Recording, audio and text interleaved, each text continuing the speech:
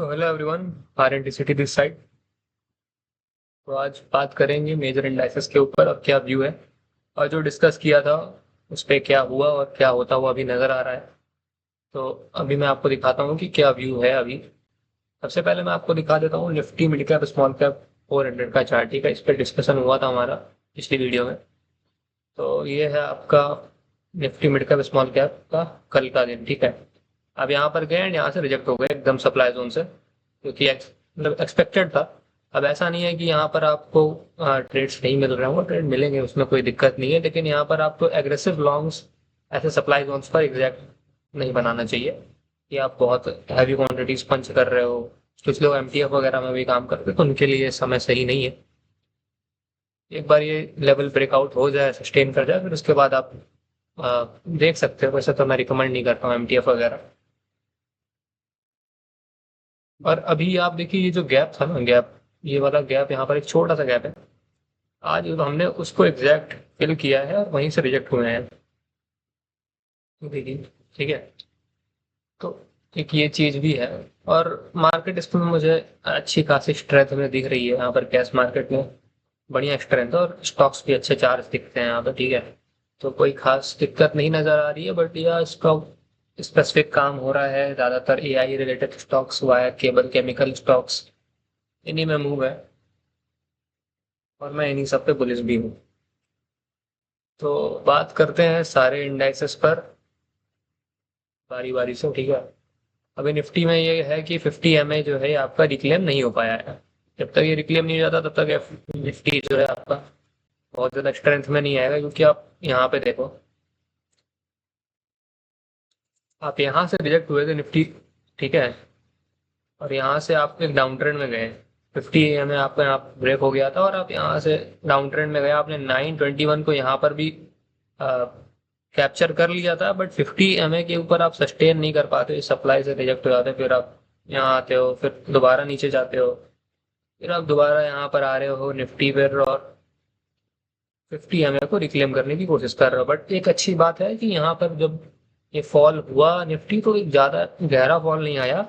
पिछले फॉल के कंपैरिजन में कम गहरा फॉल आया, जो कि अच्छी बात है। और तुरंत हमने अटेम्प्ट करा, और मेरे को लगता है, पर्सनली मुझे लगता है कि निफ्टी हमें ब्रेक हो जाएगा एंड स्टॉक निफ्टी अपसाइड जाना चाहिए। और क्योंकि मैं आपको ऑयल वगैरह का भी चार्ट दिखाता हूँ।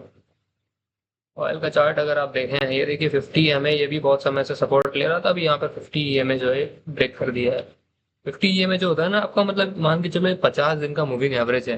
तो 50 दिन का मूविंग एवरेज यानी कि लगभग लगभग आप मान के चल सकते हो कि 2 महीने का जो ट्रेंड है, आपने उसको ब्रेक कर दिया।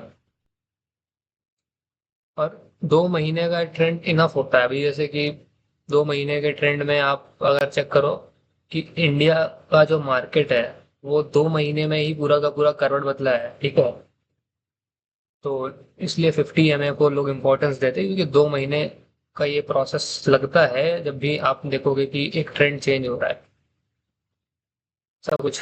तो आप अपने ऑब्जर्वेशन करना, ही मेरा खुद का ऑब्जर्वेशन है, तो मैं आपको बता रहा हूँ। इसीलिए हम 50 MA को ज़्यादा इम्पोर्टेंस देते हैं। 9 MA जो है ये आपको दिखाता है कि शॉर्ट टर्म में स्ट्रेंथ कितनी है, मोमेंटम है कि नहीं है। 9 MA के ऊपर है तो मोमेंटम में रहोगे, है ना। तो अगर 9 MA के ऊपर था जब तक ये, तो मोमेंटम में था, राइट। 9 MA के आप नीचे आए तो मोमेंटम लूज होने लगा। ठीक है, एक बार आप जब ये ट्रेंड तोड़ देते हो तो फिर लूज होने लगा, धीरे धीरे स्लो डाउन आ गया, फिर उसके बाद आप ब्रेक डाउन में आते हो। ठीक है, 50 MA पे ये चीजें ध्यान देने वाली चीजें हैं, और इनको आप हमेशा मतलब ध्यान दें तो बेहतर होगा। इनको नोट करें, क्योंकि ये सारी बातें आपको और कहीं नहीं पता चलेंगी। तो और बात करते हैं बैंक निफ्टी के ऊपर। ठीक है, बैंक निफ्टी भी सेम कहानी है। 50 MA को रिक्लेम नहीं कर पा रहा, जैसे रिक्लेम करता है यहाँ पर अच्छा खासा डबल बॉटम का साइन है। निफ्टी में भी, बैंक निफ्टी में भी मुझे लगता है कि अच्छा खासा अपसाइड आना चाहिए। Let's see how it goes. और निफ्टी 500 आपका अच्छा खासा है, ये आपने 50 MA को रिक्लेम कर लिया है, सस्टेन कर रहे हो आप। कैश मार्केट में भी बढ़िया स्ट्रेंथ है। ओवरऑल मार्केट ठीक दिखती है यहाँ से। अभी यहाँ से अपसाइड और जाना चाहिए इसको भी। इसमें आप अगर देखो वीकली चार्ट पे, तो वीकली चार्ट पे आप यहाँ पर सप्लाई देखो। ठीक है, सप्लाई कहाँ पर आ रही है, तो अराउंड अराउंड एक सप्लाई आपकी ये लेवल है। ठीक है। आप इसके ऊपर क्लेम करके क्लोज कर देते हो वीकली कैंडल, तो आप सीधा सीधा फिर यहाँ के लिए तैयार हो जाते हो। ठीक है। और फिर एक नया ऑल टाइम हाई भी आप लगाने के लिए तैयार हो जाओगे। और यहाँ पर मैं एक ट्रेंड लाइन मार्क कर देता हूँ।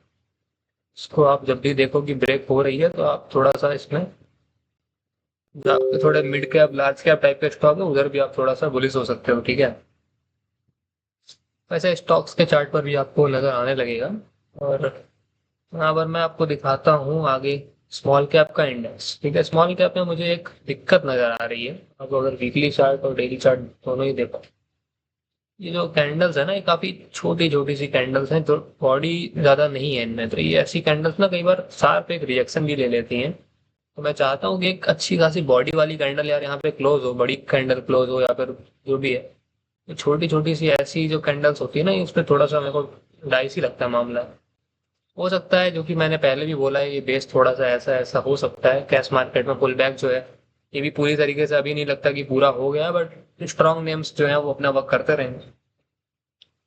और एक्चुअली होता क्या है ना, कि आप जब ये स्ट्रेंथ में चलते हो ना, लगातार बॉडी वाली कैंडल आती है, उस दिन आप देखना, उस दिन सारा मार्केट ब्रेक बहुत अच्छा होता है। उस दिन पूरा का पूरा ना लोगों का पोर्टफोलियो अच्छा होता है। लेकिन जब इस तरह की भी कैंडल्स होती हैं, तो ऐसा नहीं है कि स्टॉक्स नहीं चलते हैं, उस दिन भी स्टॉक्स चलते हैं, लेकिन वो चलते हैं जो कि प्रॉपर स्ट्रॉन्ग अप ट्रेंड में थे। निफ्टी पे बात कर ली है, कैश मार्केट में बात कर ली, मिड कैप स्मॉल कैप भी बात हो गया आपका। मिड कैप, सॉरी, फार्मा के ऊपर बात कर लेते हैं। फार्मा आपका स्ट्रेंथ में है, फार्मा पे मैं बुलिश हूँ काफी। और फार्मा में तो मल्टी ईयर ब्रेकआउट भी हो गया है। अगर कोई चाहे तो यहाँ पर फार्मा भी देख सकता है। CNX metal very nice up trend. ठीक है। अच्छा खासा अप ट्रेंड चल रहा है यहाँ पर। और आप ये देखो कि जब भी इसमें अप ट्रेंड आता है और ये 9 एमए से दूर जाता है, कितना दूर जाता है, जैसे कि यहाँ से आपने हवा में रहना शुरू कर दिया। एक बार ये देख लेते हैं। ठीक है। यहाँ पे गए थे लगभग इंडेक्स में 45-46%। ये आप यहाँ से भी हवा में बातें करना शुरू कर रहे हो। मैं यहाँ से मानता हूँ, लगभग यहाँ से ही मान लेता हूँ। चलो थोड़ा सा यहाँ से मान लेते हैं 45-46% अगर हो गया है, तो थोड़ा सा यार यहाँ पे 20-25% तो जाना चाहिए, थोड़ा सा और जाना चाहिए ऐसा लगता है। देखते हैं, हर बार का कितना है वो देखना पड़ेगा। इस बार 45 था। ठीक है।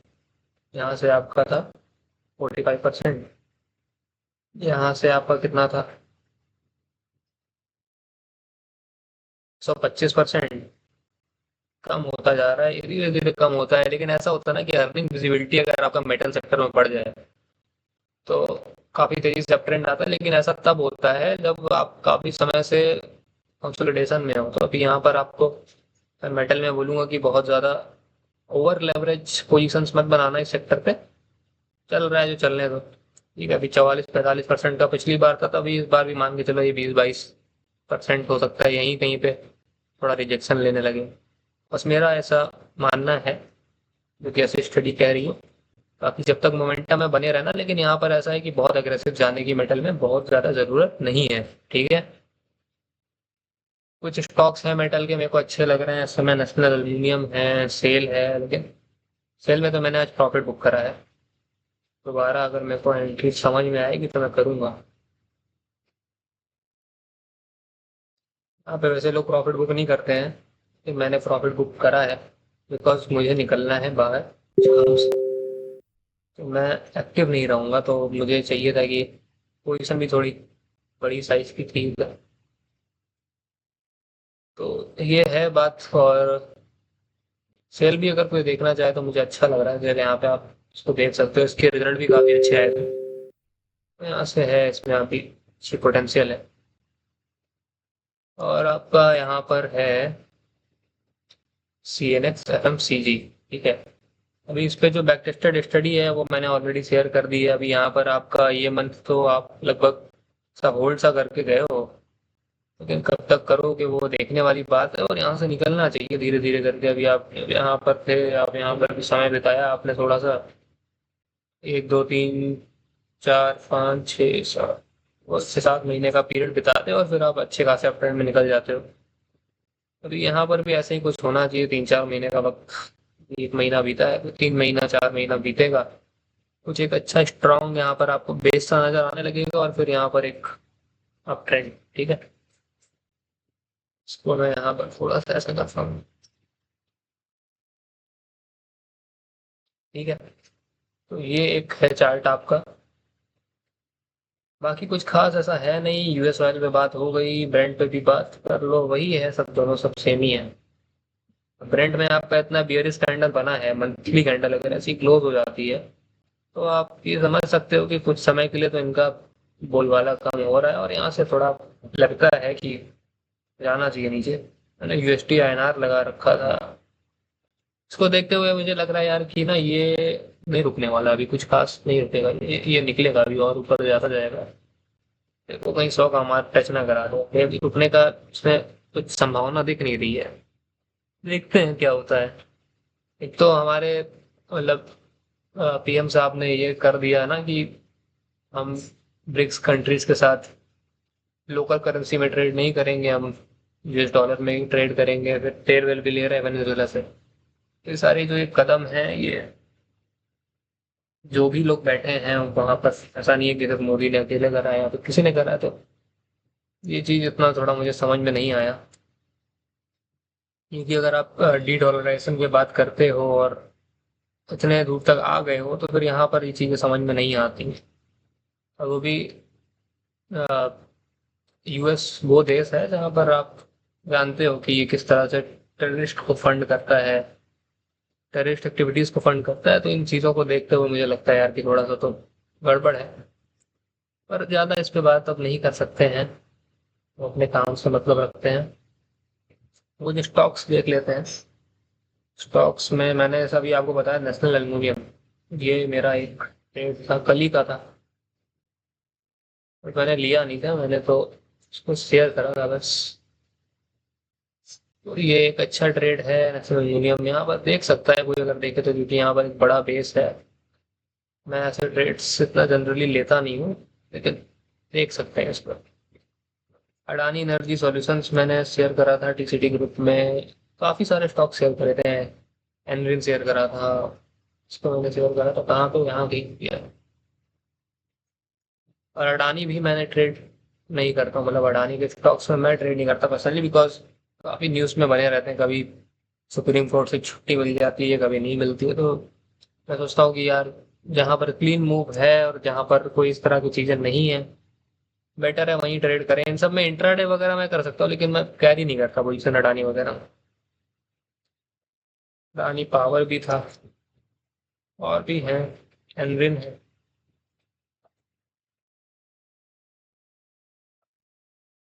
ठीक है, ये भी शेयर करा हुआ था।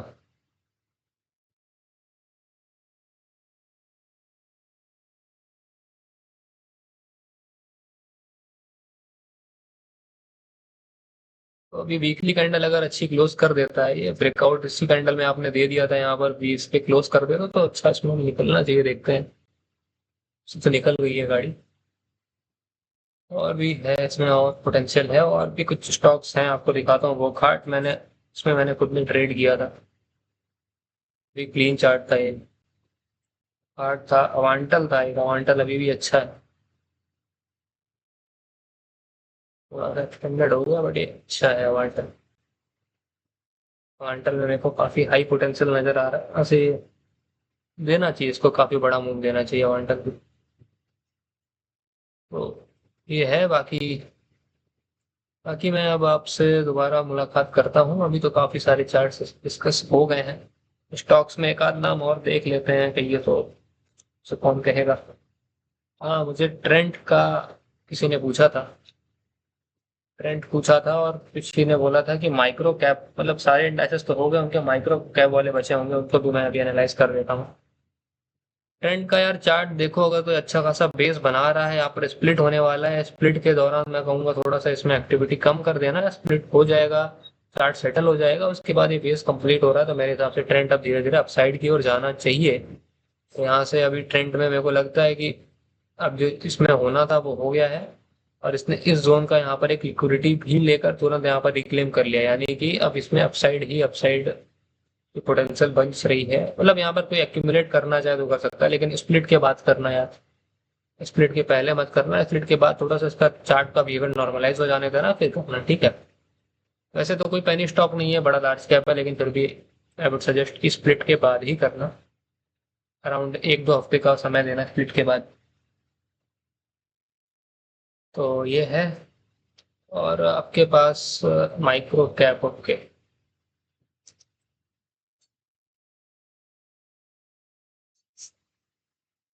हम्म,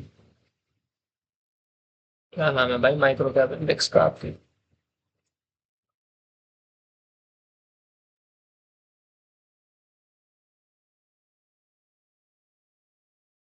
cap index, micro cap 250 index है क्या शायद? निफ्टी माइक्रो कैप 250 है सर। हाँ ये है। ये आप देखिए जरा, अच्छा खासा आपने अप ट्रेंड दिया, ठीक है। उसके बाद आप यहाँ पर एक काइंड ऑफ फ्लैग बनाते हुए नजर आ रहे हो। और यहाँ पर अगर मैं देखूँ तो माइक्रो कैप के इंडेक्स में यहाँ पर एक ब्रेकआउट आ गया है ट्रेंड लाइन का, ठीक है। अभी आप इस ट्रेंड लाइन के ब्रेकआउट को किस तरह से देखते हो और किस तरह से प्ले करते हो वो आपके ऊपर है, लेकिन मुझे जिस तरह का ये चार्ट नजर आ रहा है, अगर ये सस्टेन करता है और अगले मंथ का इस पे हाई निकलता है तो एक बड़ी कैंडल आनी चाहिए माइक्रो कैप के इंडेक्स में। और अगर ऐसा होने वाला है ना, तो इसका मतलब कि हमें, मतलब शायद तो फिर जून के एंड तक तो एक अच्छे खासे हम बुल रन में चले जाएंगे यार। अगर ऐसा होता है तो देख सकते हैं, वैसे तो अभी मैं कुछ कह नहीं सकता इसके ऊपर, बिकॉज ये पॉलिटिकल सिनेरियो अभी बहुत ज़्यादा क्लियर नहीं है, लेकिन ये है कि अभी नहीं तो कुछ टाइम में होना ही है ये। और मैं माइक्रो कैप्स पर बुलिश हूँ, बट माइक्रो कैप्स को ज़्यादा ट्रेड नहीं करता हूँ, काफ़ी मतलब इलिक्विड से होते हैं यार। तो जब कोई क्लीन चार्ट मिलता है तो मैं करता हूँ ट्रेड, लेकिन ज़्यादा नहीं करता मैं, क्योंकि इसमें मैनिपुलेशन काफ़ी ज़्यादा होती है। जैसे अगर आप फ्री फ्लोट का कॉन्सेप्ट जानते होगे ना, तो इसमें फ्री फ्लोट का कॉन्सेप्ट मतलब बहुत इजीली मैनिपुलेट हो जाता है। अब मैं तो ऐसा मानता हूँ कि 1,000 करोड़ का फ्री फ्लोट जिसका हो या फिर उससे कम हो, तो उसमें ट्रेड नहीं करना चाहिए। और यहाँ तो 1,000 करोड़ तक का मार्केट कैप ही नहीं होता है, तो फ्री फ्लोट तो उसमें होता है कभी कभी 50 करोड़, 100 करोड़, 150 करोड़, 200 करोड़, तो काफी इलिक्विड स्टॉक होते हैं। तो देखना, आपको अगर समझ में आता है तो करो। मैं बहुत ही रेयरली करता हूँ, जब मेरे को किसी कंपनी या फिर किसी सेक्टर के ऊपर बहुत ज्यादा कॉन्फिडेंस होता है, किसी चार्ट पे बहुत ज्यादा क्लीन चार्ट नजर आ रहा होता है। क्योंकि मैं आपको दिखाता हूँ कुछ चार्ट्स, आपको क्यूबेक्स क्यूबेक्स दिखाता हूँ मैं